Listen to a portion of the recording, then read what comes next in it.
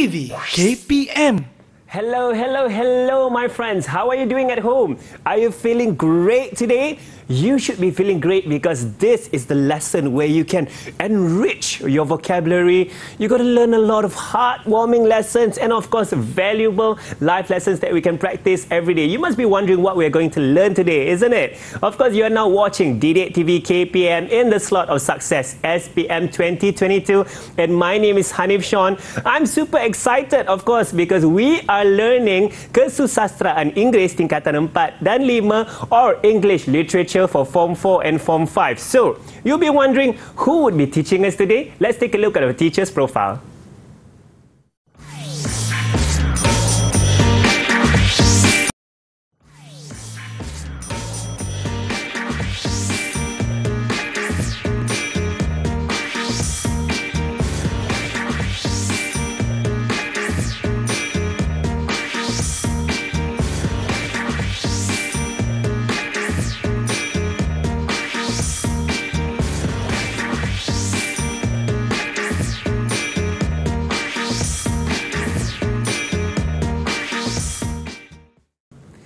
And there you have it, our teacher's profile. Of course, we have Madam Asimah today, or actually you can call her Puan A. How are you, Puan A, today?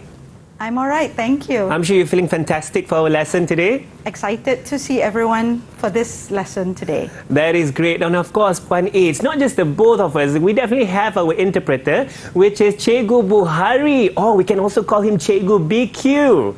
How are you, Cikgu BQ, today? He's feeling amazing. And actually, maybe instead of calling me Hanif Sean, you can call me HS. Since our teachers, you can call them like that. And of course, Puan A, what are we going to learn together in English Literature for Form 4 and Form 5 today? All right, so for today's lesson, we're going to specifically look at one short story that falls under prose and one poem that falls under poetry. Right, that's exciting. Shall we have our lesson started? All right, let's go. If everyone is ready, we are going to quickly have a look at this slide. And I'm sure most of you already recognize and remember the fact that there are 6 short stories. Specifically, we are going to look at embracing your shadow for today's lesson. Right? Let's take a quick look at what most of us already know. Upon reading this short story, it begins with a rather tense moment. There is somehow the feeling of frustration, disappointment, and anger that takes place in this conversation between the narrator and his wife, Rose. So you've got a husband and a wife. We sort of can guess that they are unhappy with each other, but we're not sure why. But when we read further on, the text will show to us that a lot of the blame seems to lie in the hands of the husband. Okay? No bias there, just statement of facts. All right? It's the men. Okay? The readers, upon reading this text until the end, will have a lot of revelation being shown or given to them as they go into the husband's mind. He shares with the readers a lot of the thoughts that he has and the decisions that he has made over the years throughout his marriage, throughout his married life to Rose and family life, starting with the meeting of the mysterious woman. That does Exciting? sound mysterious. Mysterious? Very mysterious. Okay. So, upon reading this short story, there are 3 major characters that we will read about. The first major character that we will meet is the husband himself, or the narrator, who's telling you a lot of what happened in this short story. So we refer to him as the narrator. He is the husband to Rose and father to Luna. We don't know a lot about what he does, where you're referring to occupation perhaps, but so much information is provided where his emotions are concerned. He shares with us a lot about what he thinks, what he feels. And a lot of those feelings are focused towards the women in his life. His wife, his daughter, and the mysterious woman. Okay? He falls in love with this female stranger despite the fact that they don't glance at each other beyond 3 seconds. As he says, I remained forever captivated. And that memory has never left him. And when we read the story up to the present moment, the narrator says, I never thought of it as cheating. She is in his mind constantly, Hanif, but he says, I am not cheating on my wife. That's the narrator there. Okay? At the end of the short story, he feels as though what he's done is what's best for him. As he says, now I know you are the true love of my life. The second character that we read about is Rose. As I'm sure most of you know, she is married to the narrator. And despite the fact that very little is revealed regarding Rose, we can actually gauge that she is a sensitive and intuitive woman. And they do say a woman's gut instincts is never wrong. She seems to realize that her husband's attention is always somewhere else, towards someone else, right? And so he says, right, in his thoughts, my wife Rose must have sensed the secret place you occupy in my heart, right? Some of you may be wondering, if this is true, if she has realized this, does that mean the narrator never loved her? No, not at all. In fact, if you read the text with your classmates, with your teachers, you will find that very clearly in this text, the narrator continuously expresses his love, his admiration towards her. So that's the bigger question mark, isn't it? What exactly happened? Here you have in front of you, within your grasp, within your hug and embrace, a woman or a wife who already loves you, right? But he says, Rose became not only my loving wife, but the mother of my child. We get more information regarding the narrator and how he feels towards his wife, right? The third major character that we read about is the shadow. We don't know who she is. We don't know what her name is. We only know that he met her 18 years ago by chance. Look at what he says. Something about you set my heart fluttering. And the physical description of what she looked like at that moment, the 3-second encounter, has never left him. She is constantly the focus of his thoughts. He says, I had 2 girlfriends before I met Rose, but you can guess who I benchmarked Rose against. So we realize then that he constantly thinks about her. Hanif, what would you say to someone that you don't know suddenly showering you with a declaration of affection? How would you respond? I think it would be quite perplexing on that Perplexing? matter. Yes. Take you by surprise? Take me by surprise, and I'll be very, perhaps unsure of what to do or what to say. All right. Let's take a look at one of my students, see whether her answer matches yours. Right.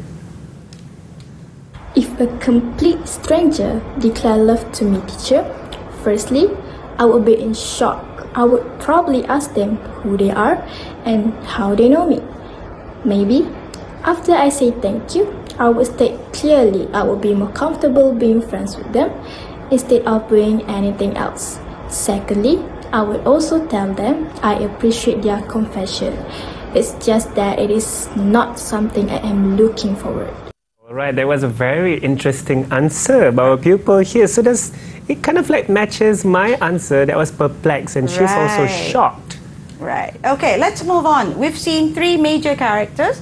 Let's look now at 3 storytelling devices that we come across as we read Embracing Your Shadow.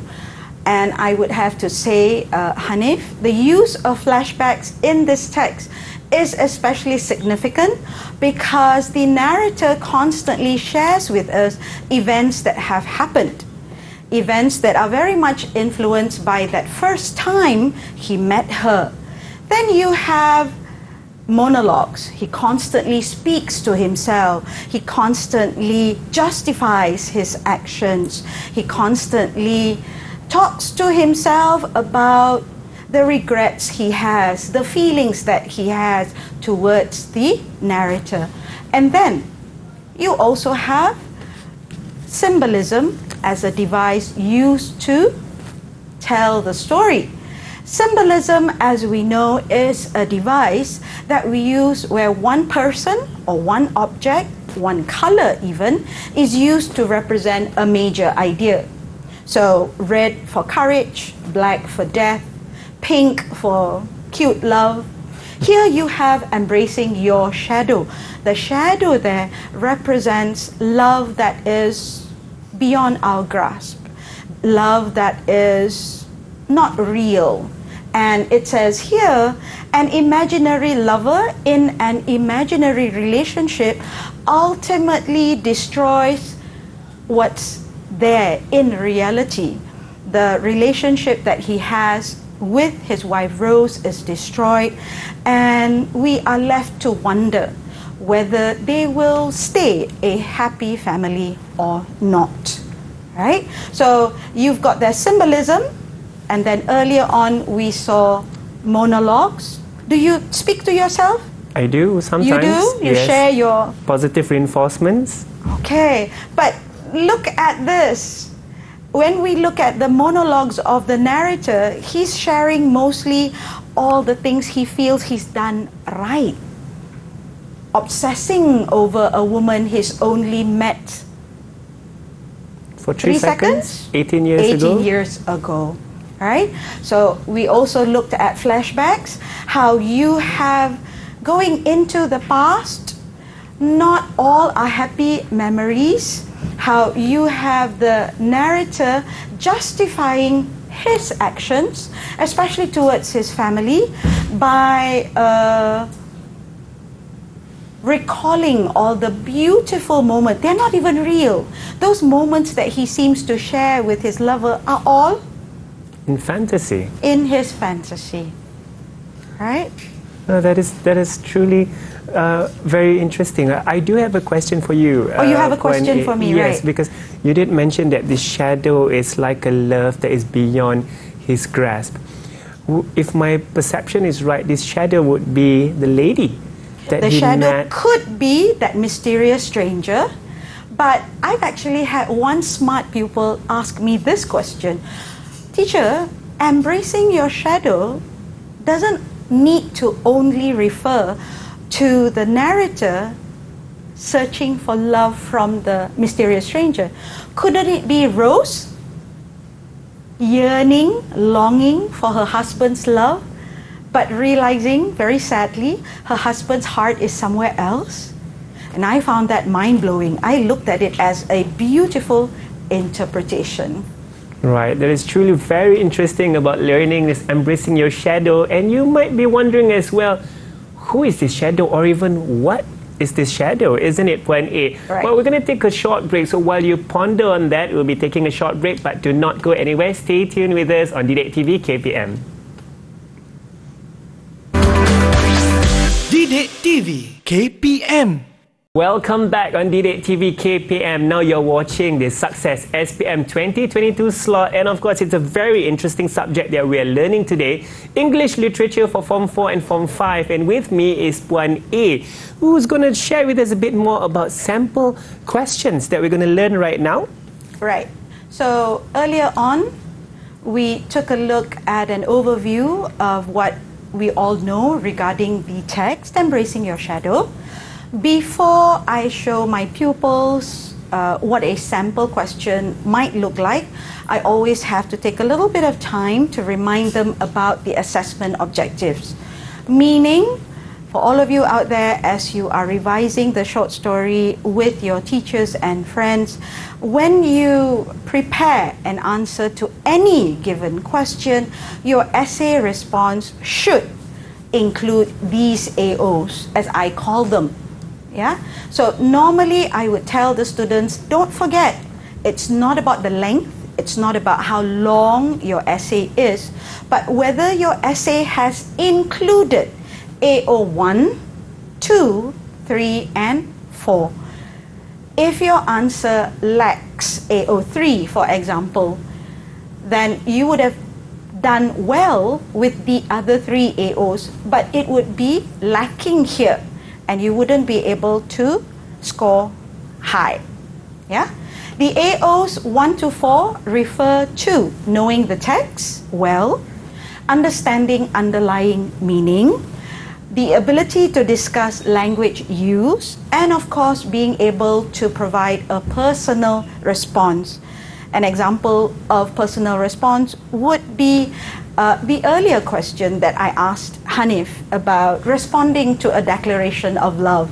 How would you feel? Would you respond positively, negatively? Those all make up AO4, right?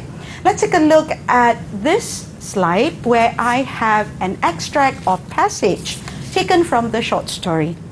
As you can see, this specific extract comes from the end, towards the tail end of the text. The narrator is about to fall asleep, and as Hanif just learned earlier, he's in a monologue, he's talking to himself, but he feels as though he's addressing the shadow, and he's telling her, whoever you are, wherever you may be, I hope that my warm thought will reach you. This extract is followed by a question. What do you think of the narrator in this scene? And it is a 15-mark question.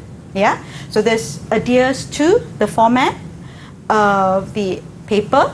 A 15-mark question always follows a given passage, a given extract. How do we do this question? How do we answer it? What do you think of the narrator? Right? I would ask the students to take a look at peel, or my formula often used with my students. Not the orange peel, not the tangerine peel, but the PEEL, which is your point, evidence, elaboration, and link formula. So, students out there, if you're responding to the question, what do you think of the narrator? Let's just say your first answer is, he's such a selfish individual. Fair enough, right? Fair enough. Fair enough. He thinks only of himself and not at all about the destruction he has brought about to his family. So you have the P there. The point I want to make is the narrator is selfish. The E that follows would be your evidence. Where in the text can you prove that he is indeed selfish? You have to be able to prove your statement, right? So that's your P and your first E. Your second E that follows is the elaboration. You cannot just put the P and the E, or the what and the where, but not explain the why, right? So if you say that he is selfish, if you say there's evidence from the text, you also need to elaborate. And here a child might say, the narrator feels that his broken marriage just confirms what he already feels, that his relationship with the shadow proves the shadow is his true love. Once you have done the P and the E and the E, you are left with the L, and the L is the link. How do you link all your answers back to the question? So one might summarize by saying, it is certainly frustrating, isn't it, to see a mature adult behave in such a selfish manner, and this selfish behavior includes resorting to this excuse, the specific excuse that has been given. How he mentions a grand uncle who also went through it. Liking someone, admiring someone from afar, never forgetting that someone that they met long ago. Right? So that's only one point. All right? What we've looked at so far is only one point. You could break it down into 2 paragraphs, for example. Okay? The next point is, point number 2, we may feel the narrator is foolish. Selfish, foolish. 2 strong points. So once you've dealt with point 1, now you move on to point 2. Right? You would say, the narrator, I feel, is foolish and naive. He believes that being in a relationship with the shadow is what actually brings him happiness. Can I just say that? No, I cannot. I must provide evidence. Evidence, very good. Hanif can already take this paper for SPM. Yeah? What is the evidence that comes from the text? He seems to have no regrets when he says, my feelings for you will not fade away, despite the fact that it has been more than 18 years since I first saw you. Don't forget, what makes this short story or text so intriguing is the fact that they actually don't know each other. The shadow, or this mysterious stranger, doesn't know the narrator exists. We've established that. Right? And there are moments of lucid and clear thoughts on the part of the narrator where he says, I know that you don't know I exist, but I still love this relationship that we have. Right? So you have the P, you have the E, you have the second E, and that would be the elaboration. What can we say? We can say that, as I mentioned earlier, despite moments of rationale, despite moments of awareness, realizing the effects of his actions, you still have the narrator saying, my feelings for you remain unchanged. And what is the L at the bottom? Most of the time, I ask my students to consider a personal reaction. What do they feel looking at his foolish behavior? Disappointment? Frustration? He doesn't take his wife as precious to his life. In his life, it takes her for granted. Those are answers that you could put together following this template. Right? So looking back at the question, yeah, and the first point, what do you think of the narrator in this scene? You could formulate, all right, a response outline that includes point number 1 and point number 2. Right. Here's a discussion question. Yeah. As readers, now that we're done reading the short story, how do we feel about the narrator? Okay, I'm not going to let Hanif answer. I'm going to ask Hanif to listen to what my students have responded. Sure, let's listen together. Teacher, my first reaction was absolute rage after reading the short story. I personally think that the narrator is a delusional and creepy individual. He says, you might have seen me too, or maybe not. So for me, this indicates that he's aware this relationship doesn't actually exist. But yet, we can see him obsessing and imagining the shadow on a daily basis. Secondly, I also think that he is an irresponsible spouse who had forgotten his promise to always stay faithful to Rose. When he says, on the night I proposed to Rose, I wondered if the engagement ring would fit your finger. It shows how the narrator is absolutely unfair and unfaithful to Rose by comparing her to some stranger he had met only once. I think that was a very interesting answer because she said filled with rage. Well, I wanted to say frustration, but I think that was a good option of an answer. Strong answer coming from my student over there who used the word rage, referring to extreme anger. Also saying that she thought of the husband as an irresponsible spouse, forgetting the promise that he made when he exchanged marriage vows with Rose. So, we've taken a look at the text, we've taken a look at a sample question and response outline. What's left is just the summary. And in summary, I think Hanif will agree, the narrator has an unhealthy obsession towards the shadow. And this short story serves as a reminder to all of us that when we are in a relationship with a loved one, he or she deserves open communication from us. We should never keep secrets from them. What else? They deserve our honesty, love, trust, and loyalty. Yes, those are very good values, I believe, that we should have in relationships. Yes. And I do wonder, well, at the same time, I do feel that level of frustration reading on this narrator, because I believe she must be a great wife to him for the past 12 years, yet he is so in love with the mysterious stranger. The mysterious Correct. stranger, yeah. And I wonder as well, is that actually the meaning of true love, though? So while you think about that, we're going to take a short break, but do not go anywhere. Stay tuned with us on Didik TV KPM. Didik TV KPM.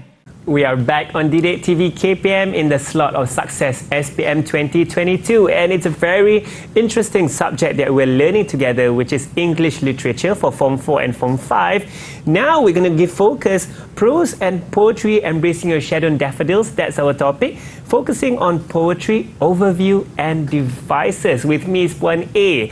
And Puan A, I guess I'm very excited to know what we're going to learn here. Okay, all right. Welcome back, all of you out there. As you can see, these are the 10 poems that you have on your list. This is the syllabus that you have to deal with. All 10 poems must be read, analyzed thoroughly. For today, we are specifically going to look at Daffodils by William Wordsworth. Right? See how gorgeous they are. Right? Imagine yourselves being in a field, somewhere outside, blue skies, bright sunshine, beautiful daffodils. How would you feel? Yeah? I'll feel liberated. Liberated. Okay, let's see. What do we know about this poem?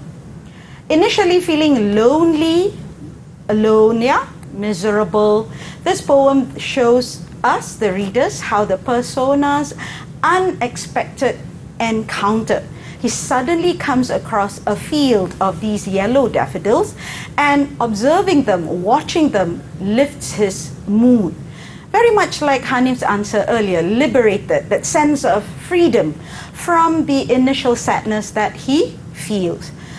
We later realize that what the persona is trying to express is how that memory, happy and cheerful memory, remains with him and helps him whenever he feels sad, whenever he has a moment of trouble.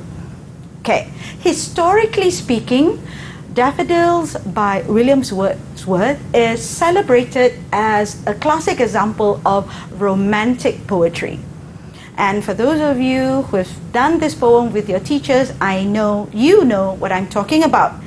All right, romanticism as a subgenre of poetry. Romanticism focuses on appreciating nature, appreciating our surroundings, acknowledging the treasures that nature holds and how they are significant to man. Romanticism as a genre also focuses on man's creative imagination, how we as men have relationships with other human beings and our surroundings. So romanticism is very evident in this poem, It started out as a casual observation on the part of his sister, Dorothy Wordsworth. She wrote it in her journal, and he found it very interesting. He turned it into the poem that we know today. Daffodils stands in this form. It is made up of 4 stanzas, as you can see.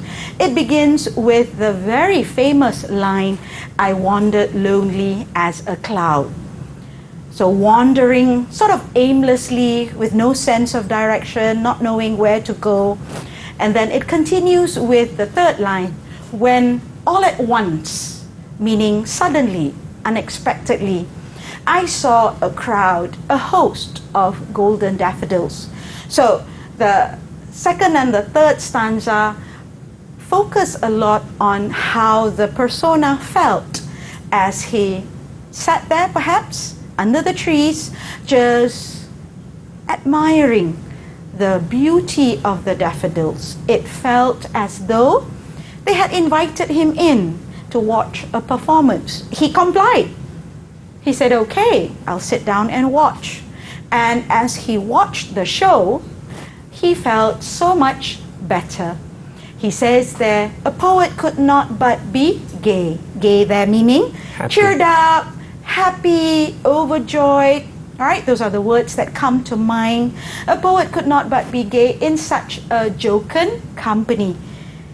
You can't stay miserable, you can't stay sad when you are in the company of such golden daffodils, brilliant in color, performing for you. That's what he says. In the last stanza, what does he end with? "My heart with pleasure fills and dances with the daffodils." All right? So I normally ask my students, is there a happy memory that you have in your personal collection of thoughts and experiences that always magically can cheer you up? That's exactly what happened here. Right? That's exactly what happened with William Wordsworth's persona in this poem, where he felt so much better after observing the field of golden daffodils. Now that we've seen the poem and we know it is a romantic poem made up of 4 sestet stanzas. Right? I'm sure Hanif is wondering. I'm going to explain for him. A sestet is a stanza that is made up of a quatrain, that's 4 lines, and then a couplet, and that's 2 lines. So each one of the 4 stanzas you see in this poem is made up of a sestet. So 4 times sestets, 24 lines. A lot of students will say, wow, structured, organized. Yes, it is a structured poem.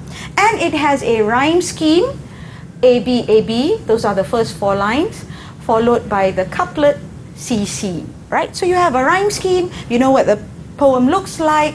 We also know that in this poem, Daffodils is rich with poetic devices. What are the devices we have? We have hyperbole, to exaggerate and emphasize, right? They stretched in never-ending lines. So it sounds like there were as many daffodils as far as the eyes can see. You also have simile, a comparison being made, where the persona is being compared to a cloud. Then you have 2 other devices. You have personification, right? What is the example that I have there? Fluttering and dancing in the breeze.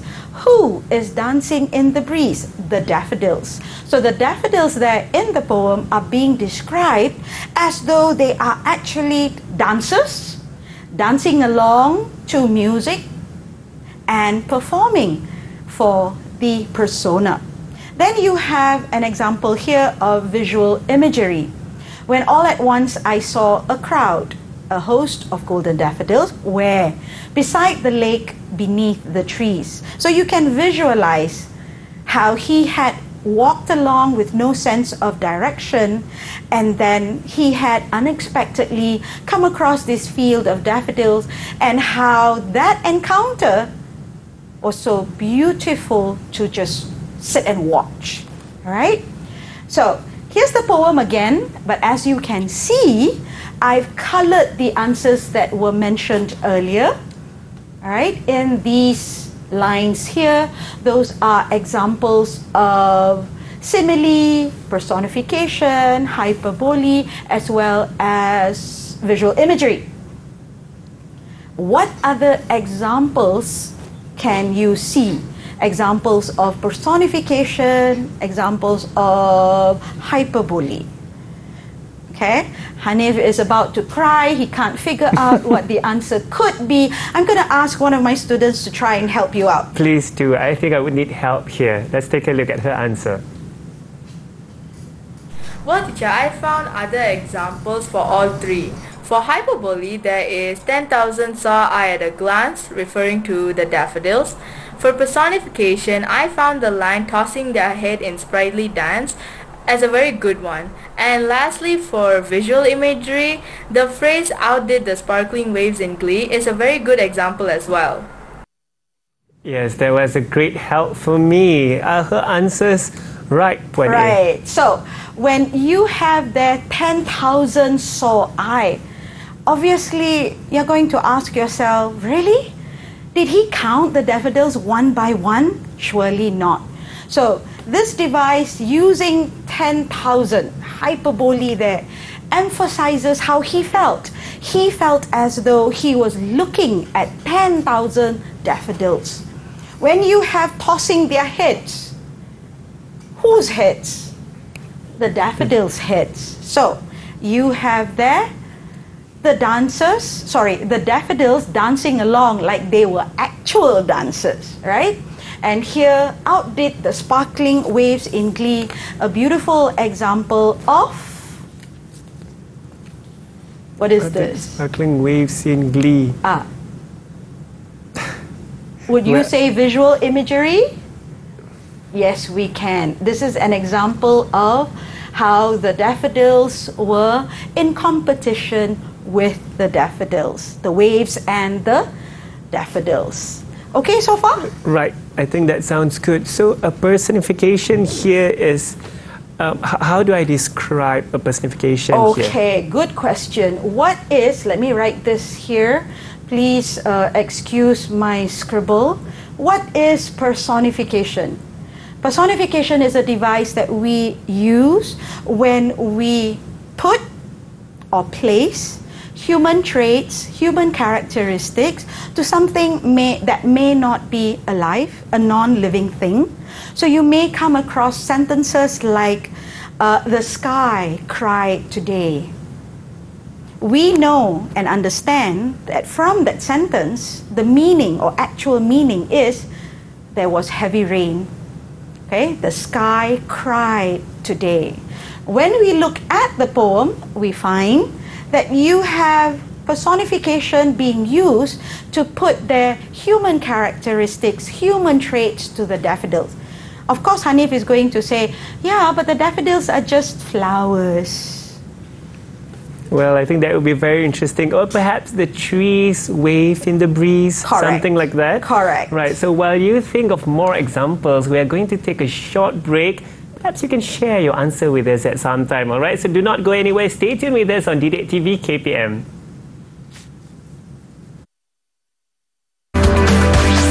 Didik TV KPM. And you are back now on Didik TV KPM. You're watching Sukses SPM 2022. We are learning English literature for Form 4 and Form 5. The topic is prose and poetry, embracing your shadow and daffodils. Now we're going to give focus on poetry, sample questions and response outline. And of course, the one sharing with us would be Puan A. And Puan A, I see that you're ready with your AOs. Yes. All right, everybody recognizes them as AOs. AO 1, 2, 3, and 4. Assessment objectives 1 to 4. Why do we push for students to always practice using them in their answers, because I commonly am asked, how long should my response be? Teacher, how many words should my essay be? Is it 1 page? Is it 1.5 pages? And I always have to insist on getting them to sit down and taking a look at the assessment objectives. And I have to remind them, if your answer is comprehensive, all right, meaning to say there is a text that you have studied, there is a task that you are answering, your response should indicate knowledge of the text, knowledge of underlying meaning, knowledge of how language has been used in the text, and the ability to provide personal response. If you can do all this, then you are definitely on the right track. All right, so we're looking again at the poem. You know already it's got 4 stanzas, or each stanza is recognized as a sestet, okay, the quatrains and the couplets. We have already taken a look at the various devices that are found in this poem. So what's left would be to take a look at the question. All right? Students need to remember there is no need for fear, anxiety. All right? Poems are always provided before the question. You do not have to worry yourself to sleep wondering if you need to memorize the poem. The poems are provided for you as I have given it to you here. And then we have a question for 15 marks, as all questions based on poems are valued at 15 marks. You have the question there with close reference to Daffodils by William Wordsworth. Discuss how nature can offer us comfort and joy. Obviously, the first question you're going to ask yourself is, what do I do? How do I answer this? How do I answer this question, teacher? Right. First and foremost, when you look at the question, what are the key words you need to focus on? Take another look with close reference to the poem. Discuss how nature can offer us, and I think you would have already circled or underlined, comfort and joy. So that's what you are going to focus on. So in green, as you can see, is a response outline. I would tell my students, think about how the encounter, that unexpected encounter of meeting and observing the daffodils, has given the persona comfort and joy. All right, that's the first idea I think all of us would have come up with. But in order to get there, you would have to consider what are the devices that have been used in order to convey this memory is a precious memory. This memory is an unforgettable memory. Right? So we're going to begin with one device. And the device here on this slide is personification. Okay. As Hanif asked earlier, personification is a device where we attach or place human traits to non-living things. How does that work in this poem? How do we relate that to comfort and joy? So a child might say, by describing the fields of daffodils as host, as crowd, you look at the choice of words there, we have that opportunity to imagine or visualize the persona being led into a concert venue, for example, a concert hall, for example, and he sits down to watch a delightful and enjoyable performance. That's personification in use. And you have that the daffodils are not just performing for the persona, they are even outdancing the waves in merriment, in pride.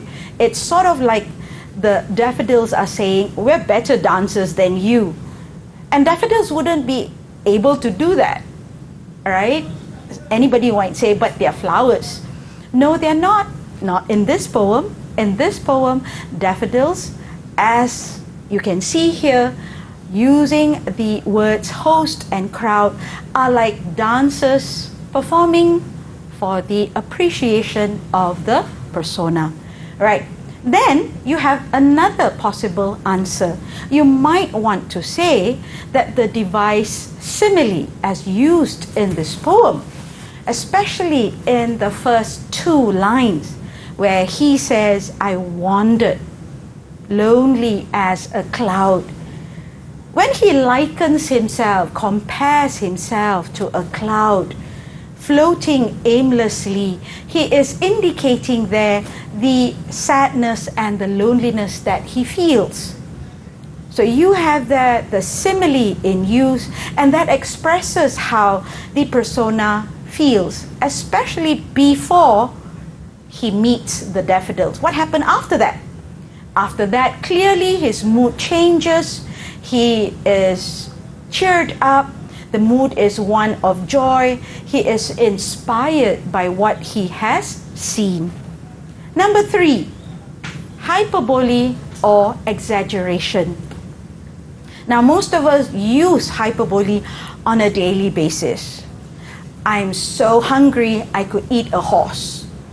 Or, I ate so much, I'm going to explode. So those expressions indicate how we feel.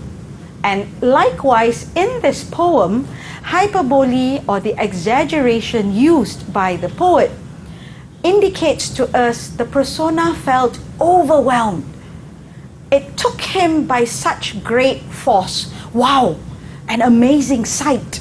10,000 saw I.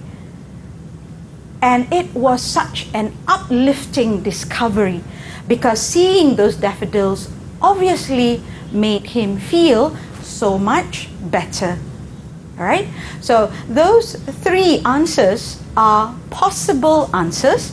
You could outline an essay response like this. So you would begin with an introduction, you would talk about the personification, you would discuss the simile, you would discuss the hyperbole, and last but not least, in conclusion, you would say the life of the persona is forever affected or changed after seeing the daffodils.